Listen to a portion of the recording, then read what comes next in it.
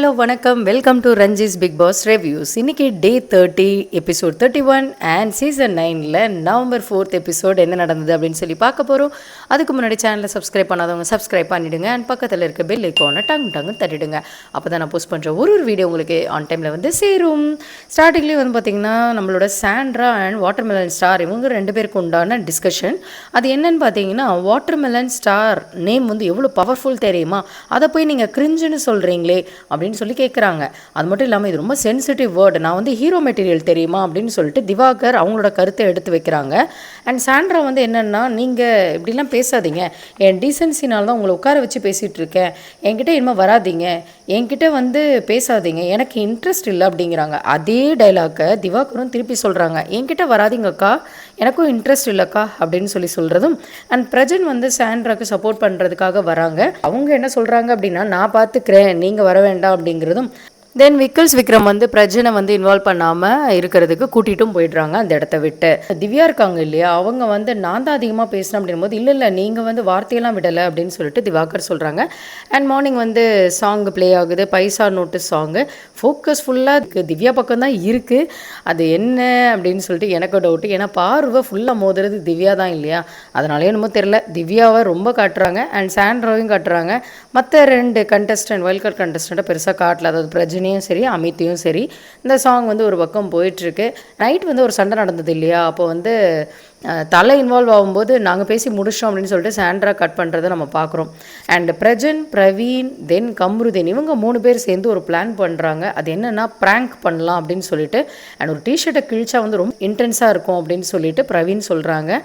கம்ருதீன், பிரஜன், பிரவீன் வந்து செம்மையாக ஆக்ட் பண்ணாங்கன்னு சொல்லலாம். அந்த ஃபைட் வந்து வேறு லெவலுங்க.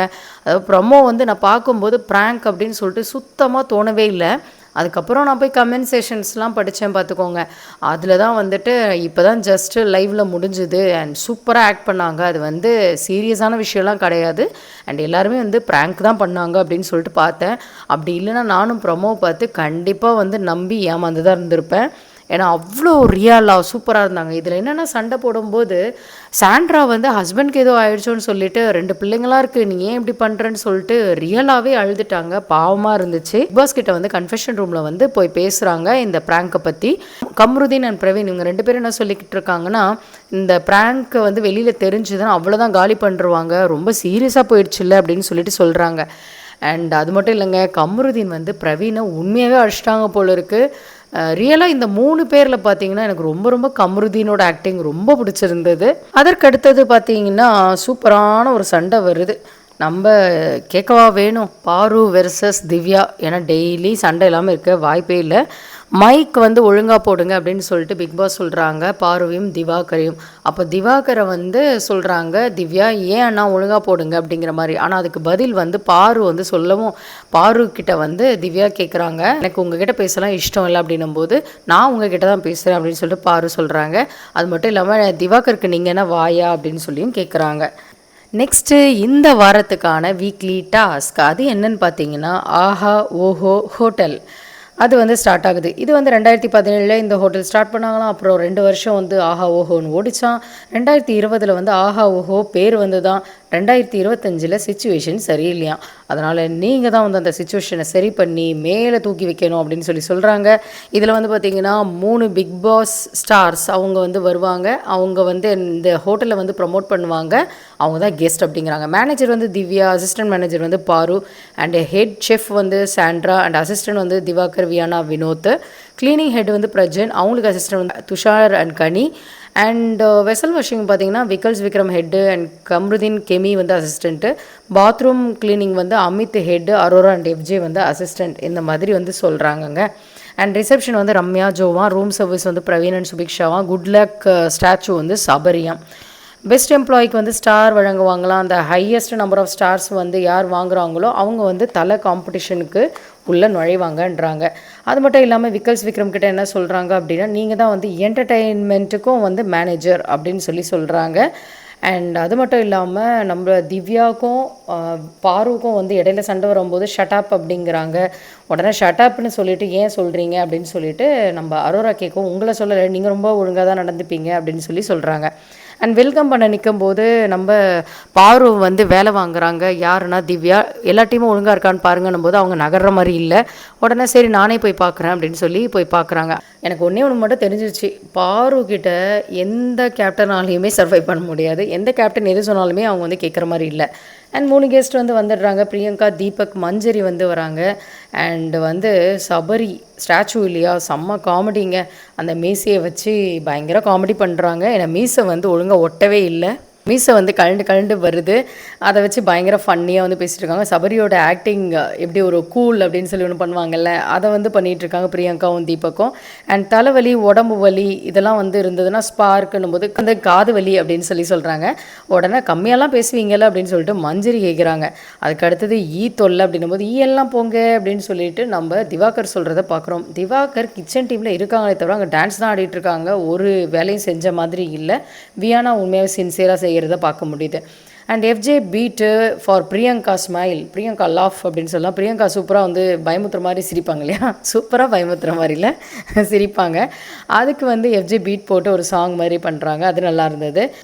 பிக் பாஸ் வந்து எல்லா கெஸ்ட்டையும் வந்து வெல்கம் பண்ணுறாங்க. அண்ட் அதற்கு அடுத்தது வந்து ஒருத்தரும் அவங்களோட பெர்ஃபார்மன்ஸ் வந்து பண்ண வராங்க. அண்ட் ஸ்டாச்சு மேன் வந்து உள்ளே கூட்டிகிட்டு வாங்க பாரு அப்படின்னு சொல்லிட்டு அசிஸ்டன்ட் மேனேஜர்கிட்ட சொல்கிறாங்க. ஏன்னா வந்து வெளியே மழை பெய்தாம்.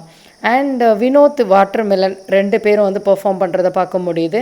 அண்ட் பிரியங்கா வந்து பாராட்டுறாங்க. உங்களோட வீடியோ வந்து எனக்கு ரொம்ப பிடிச்சிது, நான் கூட என்னோடய பர்சனல் பேஜில் வச்சேன் அப்படின்னு சொல்கிறாங்க.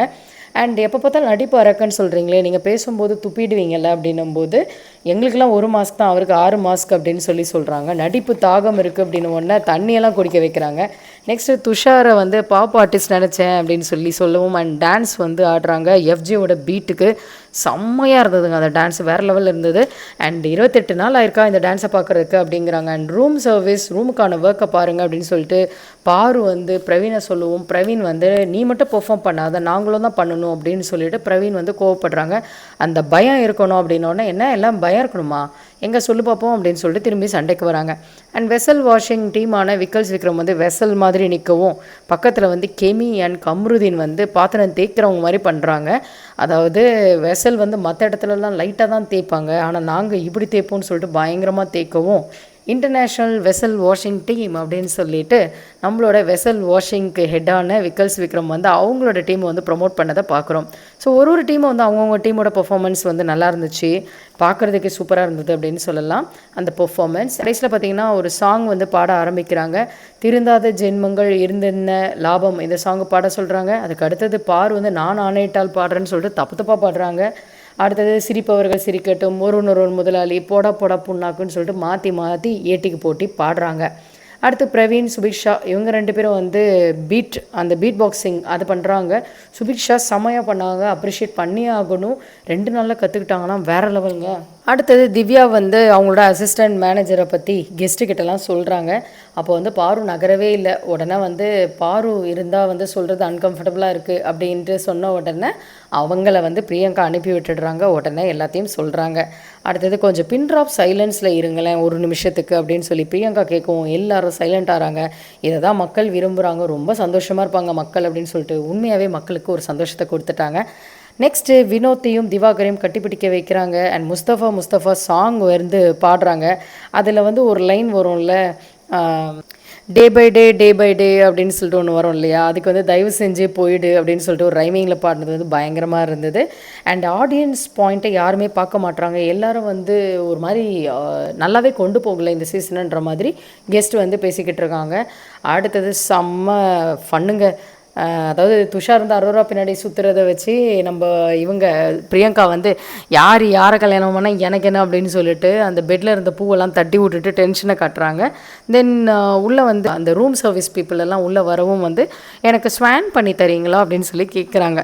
ஸ்வான் பண்ணுறேன்னு சொல்லிட்டு அந்த டவலில் ஸ்வான் பண்ணுறேன் அப்படின்னு சொல்லி ஒன்று பண்ணாங்க பாருங்கள், அது வந்து வேற மாதிரி வந்தது. இது வந்து ரெட்டத்தலை பாம்பு அப்படின்னு சொல்லி சொல்கிறதும் அண்ட் கொழா புட்டு அப்படின்னு சொல்கிறதும் மூங்கில் இருக்கா நடுவில் வந்து சொறி வைக்கிறது அப்படின்னு சொல்கிறதும் வினோத்தோட ஃபன் வேறு லெவல். ரொம்ப ஹாப்பியாக நான் ஃபீல் பண்ணேன். அண்ட் ரம்யா ஜோர் பெர்ஃபார்ம் பண்ணாங்க, அது சொல்லிக்கிற மாதிரி ஒன்றும் கிடையாதுங்க. ஸோ இது மட்டும் இல்லாமல் சபரி வந்து வெளியிலேயே இருந்தாங்க. அண்ட் இந்த டாஸ்க்கு நைட்லேயும் தொடரும், நீங்கள் ட்ரெஸ் சேஞ்ச் பண்ணிக்கலாம், நான் நைட்டு தொடரும் அப்படின்னு சொல்லி பிக் பாஸ் வந்து சொல்கிறாங்க. ஸோ இவ்வளோ விஷயம் வந்து இன்றைக்கி நடக்குது. ரொம்ப ரொம்ப சுவாரஸ்யமாக இருந்தது. எல்லாருமே அவங்க திறமையை காட்டினதை பார்க்க முடிஞ்சது. நான் உங்களை நாளை சந்திக்கிறேன். Until then it's me Ranji signing off. Take care. Bye bye.